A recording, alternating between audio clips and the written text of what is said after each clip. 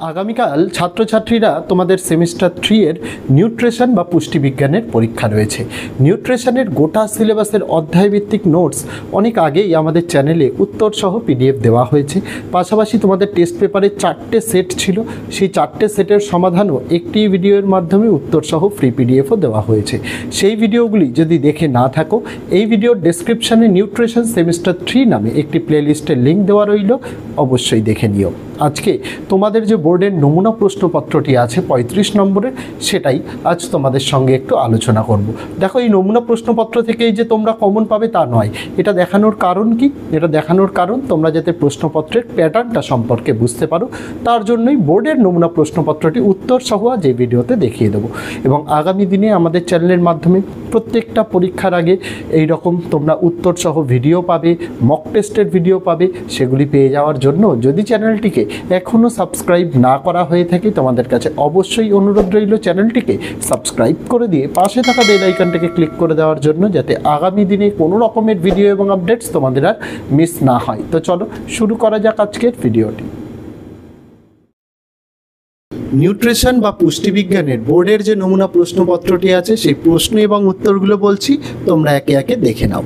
প্রথম প্রশ্ন, এনজাইম একটি ড্যাশ পদার্থ। 4টে অপশান, তার মধ্যে রাইট অ্যান্সার হবে অপশান নাম্বার এ, প্রোটিন ধর্মী। 2-এর প্রশ্ন, উৎসেচক প্রোটিনের সঙ্গে দৃঢ়ভাবে আবদ্ধ থাকা অপ্রোটিন অংশকে বলে ড্যাশ। এর উত্তর হয়ে যাবে তোমাদের option number D, prosthetic group. 3-এর প্রশ্ন, উৎসেচক দেহের ড্যাশ তাপমাত্রায় ক্রিয়াশীল। উত্তর হয়ে যাবে অপশান নাম্বার সি, স্বাভাবিক। 4-এর প্রশ্ন, প্রতিটি কোষে কত সংখ্যক উৎসেচক থাকবে তা কিভাবে নির্ধারিত হয়? উত্তর অপশান নাম্বার বি, বংশগতভাবে। 5-এরটা, সক্রিয় পরিবহনে যেটি সবচেয়ে প্রয়োজনীয় তা হলো? উত্তর অপশান নাম্বার সি, কোষীয় শক্তি এটিপি। এটিপি মানে অ্যাডিনোসিন ট্রাইফসফেট।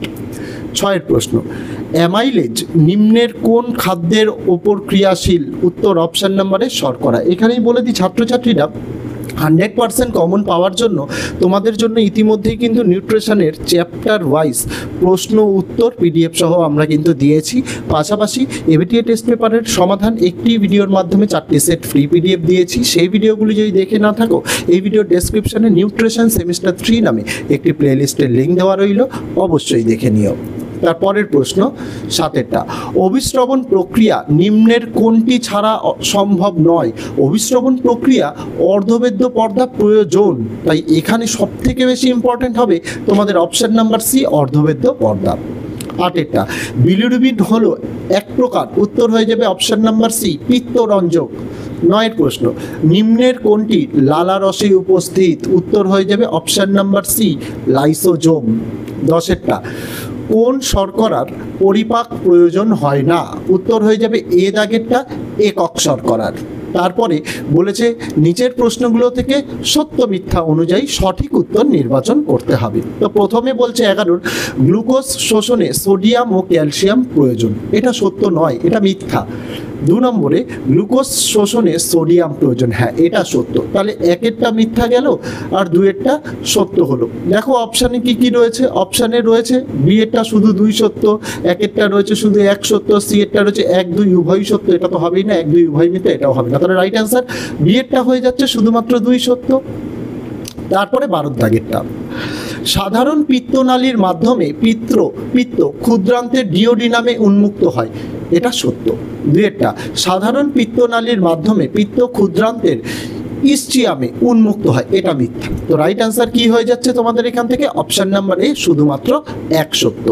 তারপরে 13টা, এক অণু গ্লুকোজ সবাত শ্বসনে মোট উৎপন্ন এটিপি এর অনুসংখ্যা হলো 30। এটা সত্য। 2-এর দাগেরটা, এটিপি সবাত শ্বসনে বলেছে গ্লুকোজের, তাহলে এটা 30, এটা সত্য হবে না, এটা মিথ্যা হবে। 2-এরটা, এক অণু গ্লুকোজের সবাত শ্বসনে মোট উৎপন্ন এটিপি অনুসংখ্যা 38। এটা ঠিক হবে, কারণ সবাত শ্বসনে গ্লুকোজের এটিপি উৎপন্ন হয় 38। তাহলে এখান থেকে 2-এরটা সত্য হচ্ছে আর 1-এরটা মিথ্যা হচ্ছে। তাহলে right answer option number B এরটা হবে 1 সত্য 2 মিথ্যা। তারপর 14 দাগের প্রশ্ন, 1-এরটা, ক্রেবস চক্রের প্রথম উৎপাদিত যৌগটি হলো পাইরুভিক অ্যাসিড। এটা মিথ্যা। দুইয়ের ক্রেবস চক্রের প্রথম উৎপাদিত যৌগটি হলো ম্যালিক অ্যাসিড, এটাও মিথ্যা, দুটোই মিথ্যা। তাহলে right answer option number D, 1 এবং 2 উভয়ই মিথ্যা। 15টা ঘুমন্ত অবস্থায় বিএমআর হ্রাসের শতকরা হার 5%, এটা সত্য। 2এরটা ঘুমন্ত অবস্থায় বিএমআর বৃদ্ধির শতকরা হার 10%, এটা কোনো কিছুর মধ্যেই পড়ে না। 3এরটা ঘুমন্ত অবস্থায় বিএমআর স্বাভাবিক থাকে, এটা মিথ্যা। তাহলে এখান থেকে 1এরটা সত্য আর 3এরটা মিথ্যা, তাহলে অপশন নাম্বার এ হচ্ছে রাইট আনসার, 1 সত্য 3 মিথ্যা।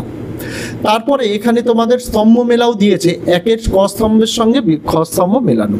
প্রথমে বলেছে নব শর্করা সৃজন, এর উত্তর হবে বি এরটা গ্লুকোনিওজেনেসিস। 2এরটা গ্লুকোজ থেকে গ্লাইকোজেন উৎপত্তি, এর উত্তর হবে সি এরটা গ্লাইকোজেনেসিস। 3এরটা গ্লাইকোজেন বিশ্লিষ্ট হয়ে গ্লুকোজ উৎপাদন হয়, উত্তর হয়ে যাবে ডি এরটা গ্লাইকোজেনোলাইসিস।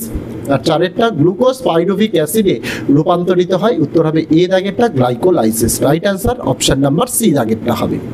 তারপরে 17 দাগের প্রশ্ন স্তম্ভ মেলাও দিয়েছে, দেখো প্রথমে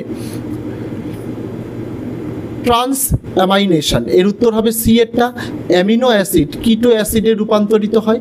তারপরে 2এর দাগেরটা বলেছে ট্রান্স মেথিলেশন, এর উত্তর হবে বি দাগেরটা অ্যামিনো অ্যাসিড অণু থেকে মিথাইলমূলক স্থানান্তরকরণ। তারপরে 3এরটা ডিকার্বক্সিলেশন, এর উত্তর হবে ডি এরটা অ্যামিনো অ্যাসিড অণু থেকে কার্বক্সিল বর্গ কার্বন ডাই অক্সাইড রূপে নির্গত হয়। আর 4এ ডি অ্যামিনেশন, এর উত্তর হবে 1এরটা অ্যামিনো অ্যাসিড থেকে অ্যামিনো মূলকের অপসারণ ও অ্যামোনিয়া উৎপাদন। Right answer option number D দাগেরটা। তারপরে তোমাদের 18 প্রশ্ন, এটাও স্তম্ভ মেলাও। প্রথমে কিটোন বস্তু, এর উত্তর হবে এরটা হবে acetone, acetic acid, acetoacetic acid. তারপরে 2এ কিটো অ্যাসিড রয়েছে, এর উত্তর হবে সি এরটা পাইরুভিক অ্যাসিড। 3এ রয়েছে অ্যামিনো অ্যাসিড, এর উত্তর হবে ডি এরটা অ্যালানিন। 4এ রয়েছে জৈব অ্যাসিড, উত্তর হবে বি এরটা ascorbic acid. Right answer option number এ।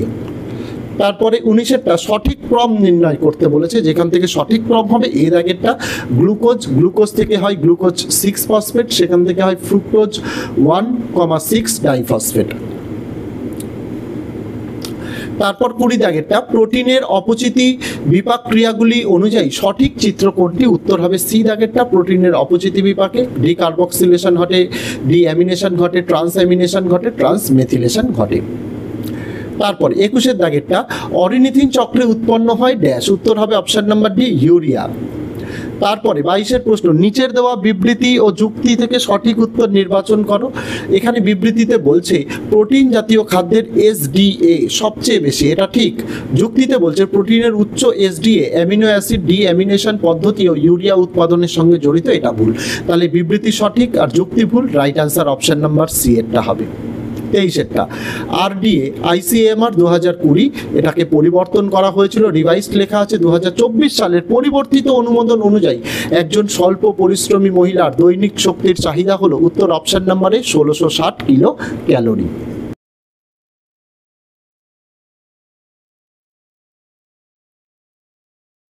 24এর প্রশ্ন গ্লুকোজেনিক নয় এমন একটি পদার্থ হলো, উত্তর option number C acetyl CoA অর্থাৎ কোএনজাইম।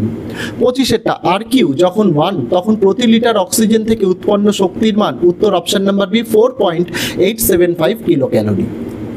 26এরটা পানীয় জলে কলিফর্ম ব্যাকটেরিয়ার উপস্থিতি কি নির্দেশ করে, উত্তর অপশন নাম্বার ডি জলে রোগ সৃষ্টিকারী অণুজীব বর্তমান। তারপরে 27এরটা নিচের বিবৃতিগুলি থেকে সত্য মিথ্যা অনুযায়ী সঠিক উত্তর নির্বাচন করো। প্রথমে ভিনিগার একটি ক্লাস 1 সংরক্ষক, এটা সত্য। মধু একটি ক্লাস 2 সংরক্ষক, এটি মিথ্যা। বেনজোইক অ্যাসিড একটি ক্লাস 1 সংরক্ষক, এটাও মিথ্যা। তারপর সোডিয়াম বেনজয়েট ও পটাশিয়াম মেটা বাইসালফেট হলো ক্লাস 1 সংরক্ষক, এটাও মিথ্যা। Right answer option number B দাগেরটা। তারপরে 28এর প্রশ্ন অসুস্থ এক ব্যক্তি হাসপাতালে ভর্তির পর চিকিৎসক অসুস্থতার প্রধান কিছু উপসর্গ দেখে নির্ণয় করলেন যে ব্যক্তি বটুলিনাম ব্যাকটেরিয়ার দ্বারা সংক্রমিত হয়েছেন। এই ব্যাকটেরিয়ার দ্বারা সংক্রমণের প্রধান উপসর্গটি কি, উপরের সবকটি। অপশন নাম্বার ডি অর্থাৎ আবছা দৃষ্টি, বমি ও পেট খারাপ, গিলতে ও চিবোতে কষ্টবোধ করা। 29এর প্রশ্ন ভিনিগারের রাসায়নিক নাম হলো, উত্তর option number B acetic acid. 30-এর প্রশ্ন, মোরব্বা প্রস্তুতি দ্বারা সংরক্ষণ করা হয়, মোরব্বা প্রস্তুতি দ্বারা সংরক্ষণ করা হয় কি? উত্তর আম আর টমেটো দুটোই। Right answer option number D, A ও বি উভয়ই। তারপর ফ্যাসাই, FSSAI কথাটির সম্পূর্ণ নাম? উত্তর option number A, food safety and standards authority of India. তারপরে 32-এর প্রশ্ন, স্ট্রেপ্টোকক্কাস স্পিসিস দ্বারা খাদ্যের বিষাক্তকরণের উৎস হলো? উত্তর অপশন নাম্বার বি, দুধ ও ডিম। 33-এর প্রশ্ন, হট স্মোকিং পদ্ধতিতে মাছ সংরক্ষণের জন্য প্রয়োজনীয় উষ্ণতা হলো? উত্তর option number D, 55 degree Celsius থেকে 80 ডিগ্রি সেলসিয়াস। 34-এর, কোন সংরক্ষকটি খাদ্যের পিএইচ মাত্রা হ্রাস করে খাদ্যের আয়ুষ্কাল বাড়ায়? উত্তর অপশন নাম্বার ডি, জৈব অম্ল। লাস্ট কোশ্চেন, যে পদ্ধতিতে খাদ্যে উপস্থিত জারণধর্মী উৎসেচকগুলিকে নিষ্ক্রিয় করা হয় তা হলো? উত্তর অপশন নাম্বার বি, ব্লাঞ্চিং। এই ছিল তোমাদের নিউট্রিশন বা পুষ্টিবিজ্ঞানের বোর্ডের যে নমুনা প্রশ্নপত্র, তার সম্পূর্ণ উত্তর সহ বলে দিলাম। এই ভিডিওর ডেসক্রিপশনে তোমাদের গোটা সিলেবাসের নোটস এবং এবিটি টেস্ট পেপারের সমাধানের ভিডিওটির লিঙ্ক পেয়ে যাবে, সেগুলো দেখতে ভুলো না। তো আজকে ভিডিওতে এটুকুই ছিল ছাত্রছাত্রীরা। দেখা হচ্ছে তোমাদের সঙ্গে আগামী দিন অন্য কোনো বিষয়, অন্য কোনো ভিডিও নিয়ে। ততদিন সকলে ভালো থেকো, সুস্থ থেকো।